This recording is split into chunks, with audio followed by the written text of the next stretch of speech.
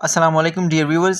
जिस तरह कि आप सबको पता है कि लास्ट वीडियो में हमने क्या डिस्कस किया था। हमने स्टार्ट किए थे कंडीशनल सेंटेंसेस। उस कंडीशनल सेंटेंसेस में हमने स्टार्ट किए थे जो कंडीशनल सेंटेंसेस के हमारे पास टाइप्स है, real and unreal conditional sentences. फिर हमने स्टार्ट किए थे रियल कंडीशनल सेंटेंसेस, और रियल कंडीशनल के हमारे पास दो टाइप्स थे, जीरो कंडीशनल और first conditional sentences. Zero conditional हमने डिस्कस किया था।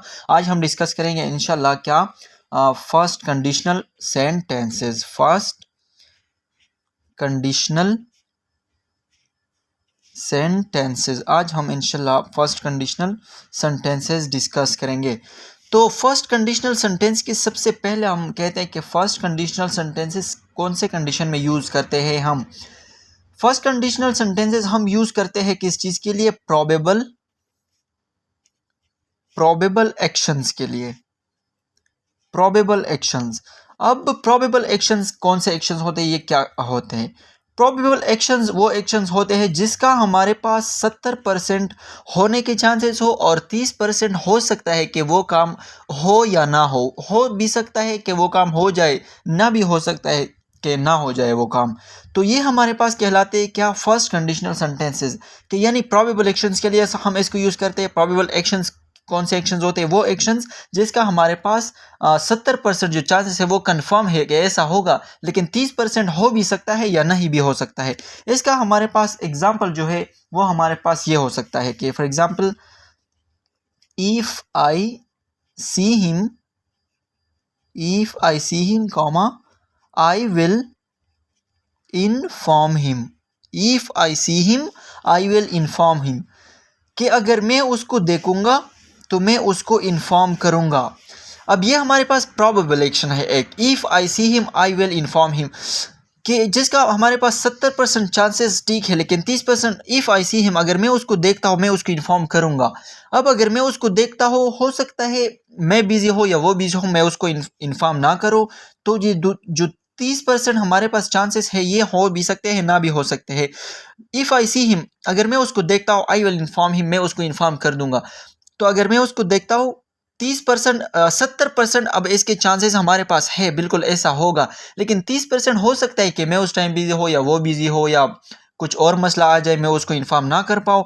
तो ये हमारे पास क्या कहलाते हैं? ये हमारे पास प्रोबेबल एक्शंस कहलाते हैं। और प्रोबेबल एक्शंस हम किस चीज़ में पढ़ते हैं? प्रोबेबल एक्शंस हम पढ़ेंगे फर्स्ट कंडीशनल सेंटेंसेस जो होते हैं वो प्रोबेबल एक्शंस के लिए हमारे पास यूज़ होते हैं। और इसका हमारे पास अब स्ट्रक्चर किस तरह होगा?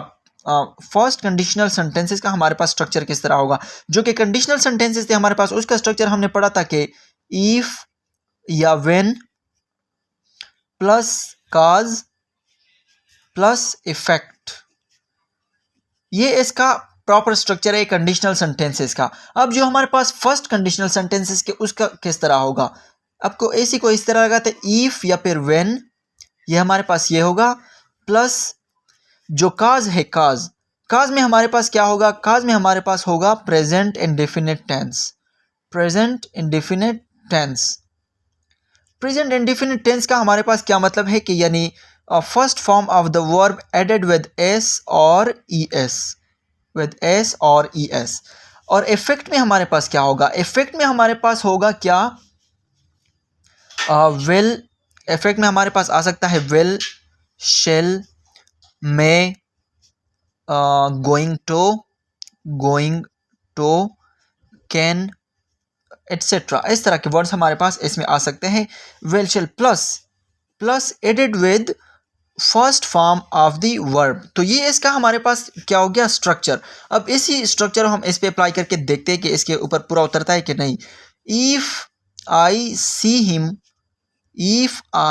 Him I will inform him. अब हमने कहा था कि इसका क्या होगा? इफ या व्हेन होगा, तो इसमें इफ हमारे पास आ गया, ठीक है। और प्रेजेंट इंडेफिनिट टेंस ये हमारे पास पहले तो हमारे पास ये काज होगा, इफ आई सी हिम, ये हमारे पास एक काज है। काज के अंदर हमने क्या, काज के अंदर हम यूज़ क्या करेंगे? Present indefinite tense. तो ये प्रेजेंट इंडेफिनिट टेंस हो गया which is verb first form added with S और ई एस। लेकिन आई, चूंकि आई के साथ हमारे पास एस या ई एस नहीं लगता, तो इफ आई सी हिम ये हमारे पास प्रेजेंट इंडेफिनिट टेंस हो गया।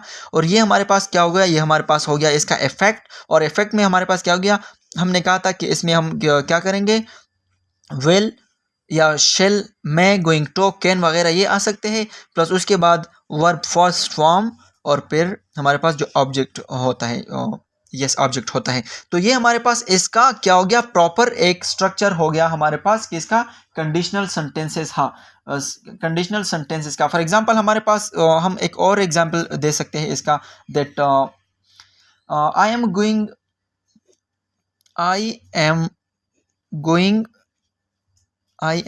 Going to buy new books. I am going to buy new books when I go to market. When I go to market. I am going to buy new books when I go to market. ये हमारे पास क्या हो गया। तो friends आप लोग देख लें इस सेंटेंस को, आप लोगों के हिसाब से ये सेंटेंस ठीक है कि नहीं। जो चीज़ अब तक हमने पढ़ी है तो उसको आप लोग यूटिलाइज करके ये देख लें कि ये ठीक है या नहीं। I am going to buy new books comma when I go to market. तो ये ठीक नहीं है, कामा हम नहीं लगा सकते पहले। तो क्यों? क्योंकि फर्स्ट लेक्चर में हमने कहा था कंडीशनल सेंटेंसेस में कि अगर पहले काज आता है फिर इफेक्ट आता है फिर हम कामा लगाएंगे। अगर पहले इफेक्ट आता है और उसके बाद कॉज आता है तो फिर हम कामा नहीं लगाते। तो इसको हम देख ले, अगर When I go to market, I am going to buy new books. मैं नई किताबें लूँगा, मैं नई किताबें लूँगा। When I go to market, अगर मैं मार्केट चला गया, मैं मार्केट जाऊँगा। तो ये हमारे पास ये सेंटेंस किस तरह, ये फर्स्ट हमारे पास इफेक्ट आ गया और फिर उसका काज आ गया। तो इसलिए हम ये कामा पहले हटाते हैं और फिर इसका स्ट्रक्चर देते हैं। व्हेन, इफ़ या व्हेन आएगा, फिर ये हमारे पास प्रेजेंट इंडेफिनिट टेंस, फिर आई एम गोइंग टू, फिर गोइंग टू आ गया जिसके स्ट्रक्चर के हिसाब से बाय हमारे पास फिर वर्ब फर्स्ट फॉर्म, और इसी तरह ये हमारे पास फर्स्ट कंडीशनल सेंटेंसेस का दूसरा स्ट्रक्चर आ गया। तो ये हमारे पास फ्रेंड्स इसके एग्जांपल हो गई और ये हमारे पास हो गया फर्स्ट कंडीशनल सेंटेंस। इसके बाद फिर इंशाल्लाह नेक्स्ट वीडियो में हम अनरियल कंडीशनल सेंटेंसेस स्टार्ट करेंगे। Thank you so much.